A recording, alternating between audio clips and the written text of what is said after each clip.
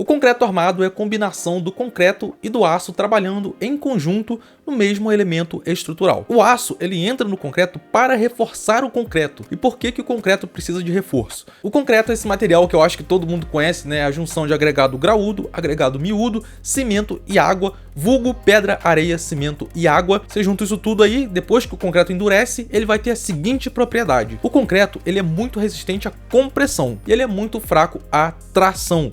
Tração é quando a gente estica alguma coisa, tá? A gente chama de força de tração. E para vocês terem uma ideia, o concreto ele é cerca de 10 vezes menos resistente à tração do que é a compressão. Então, na maioria das situações, a gente nem considera essa resistência à tração do concreto, de tão fraco que o concreto é para tração. Então, quando a gente tem uma peça estrutural de concreto que está sofrendo tração, a gente coloca o aço naquela região onde essa peça está sofrendo tração para o aço resistir à tração, já que o concreto é muito fraco. Onde o concreto sofre compressão, o concreto resiste muito bem. Então vamos dar uma olhada num exemplo disso em uma viga para vocês entenderem melhor como que esses materiais aí, o aço e concreto, trabalham em conjunto formando o concreto armado. Imagina que a gente tem uma viga que está sendo dobrada, né? Igual esse desenho aí. É lógico que esse desenho tá exagerado, né? Se você vê uma viga de concreto dobrada dessa forma, sai correndo, né? Porque ela vai cair na tua cabeça. Mas peças de concreto também se dobram dessa forma, né? Também tem esse tipo de deformação, só que é ideal que a gente não enxergue isso a olho nu. Mas isso acontece. Assim como qualquer outro material na natureza também se deforma. E vamos pegar o exemplo aqui de um trecho dessa viga. Imagina que a gente desenha essas duas linhas vermelhas aí na viga e depois a gente dobra ela. Olha o que aconteceu com essas linhas vermelhas. A parte de cima dessas linhas aí chegaram para perto, né? Uma da outra.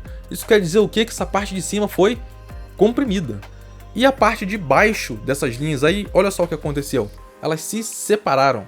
Quer dizer que elas foram esticadas, ou seja, nessa parte de baixo da viga, a viga sofreu uma tração e na parte de cima ela sofreu compressão. Então uma viga que está sendo dobrada, que está sendo flexionada, é exatamente isso que acontece. Compressão numa região e tração na outra. E aí vocês já devem estar imaginando o que acontece. Nessa parte dessa viga, onde ela está sofrendo tração, nesse caso, nesse exemplo aí, na parte de baixo, a gente precisa colocar uma barra de aço para reforçar o concreto aí, já que o concreto quebraria se ele fosse submetido a essa força de tração, tá bom? Então nessa viga que vocês estão vendo, a gente tem barra de aço embaixo, que nesse exemplo de uma viga biapoiada, né, quando essa barriga, entre aspas, né, do concreto tá para baixo, né, a gente precisa desse ferro embaixo na viga. Esse ferro de cima é o que a gente chama de ferro de montagem, né, armadura de montagem, que ela não vai ter uma função estrutural, mas ela vai estar lá para ajudar a montar todo esse conjunto dessa armadura no lugar. Mas note que pode ser que a armadura de cima tenha função estrutural também. Mas de forma geral, numa viga biapoiada dessa aí, a armadura que realmente vai estar resistindo força, que vai ter função estrutural, vai ser a armadura de baixo. Nesse exemplo aí, beleza? E aí, o contrário do que muita gente pensa, essa barra de aço, essas barras de aço dentro do concreto, elas não estão sendo dobradas, não estão sendo flexionadas. Essas barras de aço dentro do concreto, elas estão sendo esticadas. Elas estão lá para resistir força de tração. Olha só esse desenho aqui, vamos imaginar melhor como isso acontece. Imagina que a gente tem essa viga aqui apoiada sobre dois pilares. E a gente coloca uma força vertical nessa viga,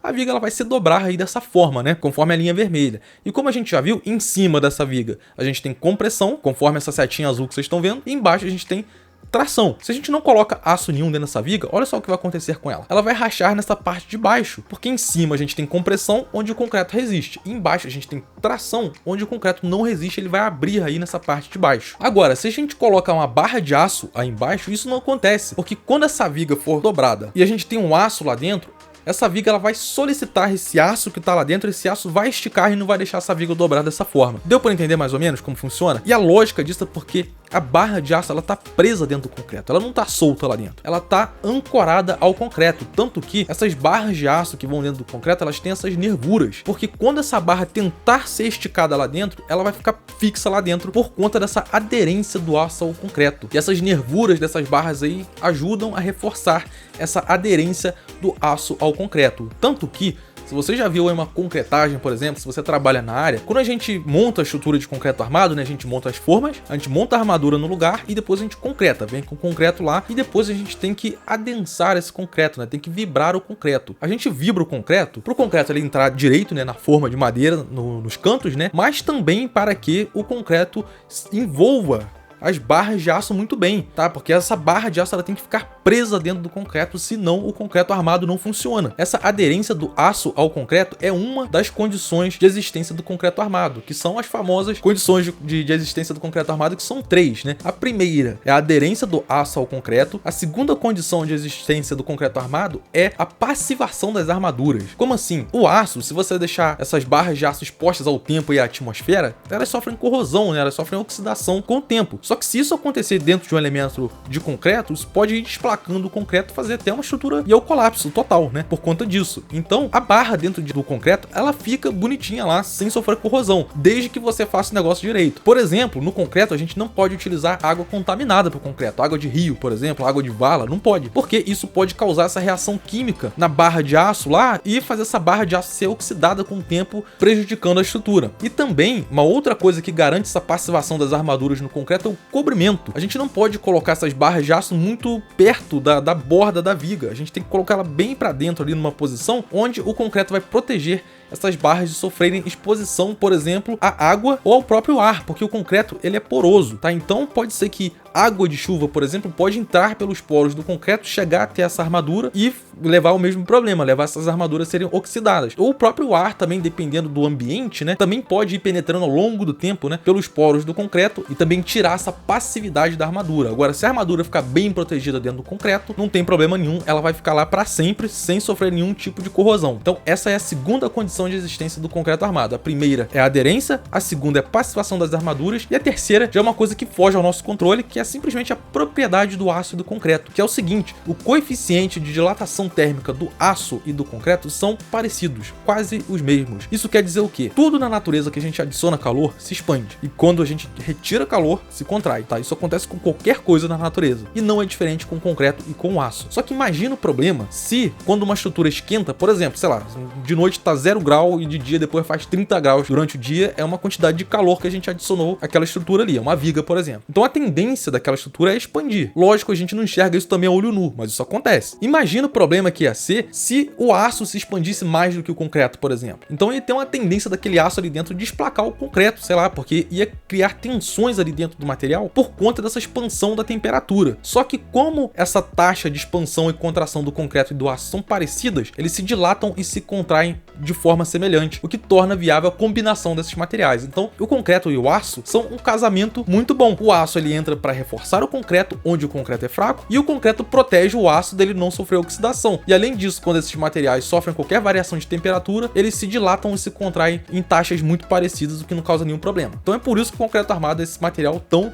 milagroso, vamos dizer assim, né, e tão utilizado no mundo todo. E essas outras peças aí de uma estrutura de concreto, os estribos, né? Os estribos é o que a gente chama de armadura transversal. Essa outra barra de aço que a gente viu é a armadura longitudinal. Esse estribo, ele tá aí principalmente para resistir forças cortantes. Como assim? Quando a gente pega um pedaço de papel, por exemplo, e corta esse papel, a gente tem que aplicar uma força, né, que vai romper esse material, que vai ser uma força cortante. Isso acontece também em estruturas. Imagina que a gente tem a viga, né, tá fazendo um peso para baixo em cima do pilar. O pilar, por reação, né, ação e reação, ele vai resistir com uma força igual para cima. Então, bem aí nessa junção da viga com o pilar é onde vai acontecer a maior força cortante, que tem essa tendência mesmo de cortar o elemento estrutural. A explicação disso é bastante enrolada, tá bom? Mas, de forma geral, né, essa fissura, né, essas tensões máximas dentro da viga vão acontecer na diagonal ao longo de toda a viga. Então o estribo ele meio que vai costurando essa viga de fora a fora, tá bom? Impedindo com que esse corte aí aconteça. Só que, como eu disse, isso é mais enrolado um pouco do que parece. Eu posso até fazer um vídeo depois só sobre isso, porque esse modelo de cálculo que a gente utiliza, a gente compara essas tensões máximas dentro da viga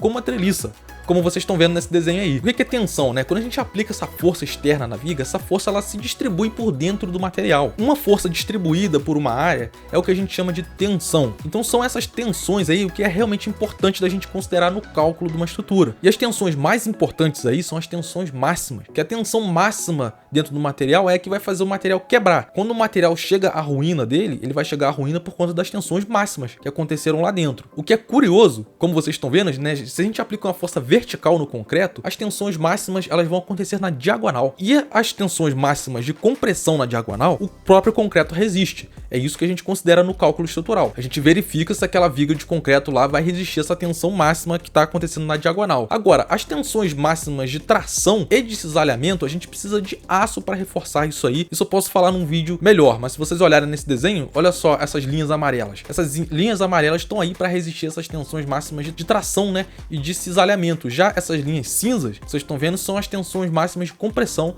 que o concreto vai resistir muito bem. Mas isso é um papo para um outro vídeo. Eu acho que até agora você já conseguiu entender como funciona o concreto armado, né? Por que o concreto precisa desse reforço? Ele é um material fraco à tração e como vocês viram, né, uma própria viga de concreto mesmo, a gente tem os dois acontecendo, tração e compressão. E num pilar de concreto? Eu também posso fazer um vídeo só sobre isso, deixe aí nos comentários se vocês têm alguma dúvida e se vocês querem ver mais vídeos sobre esse tipo de assunto, sobre o concreto armado. Num pilar, né, o pilar ele está sofrendo principalmente compressão, né?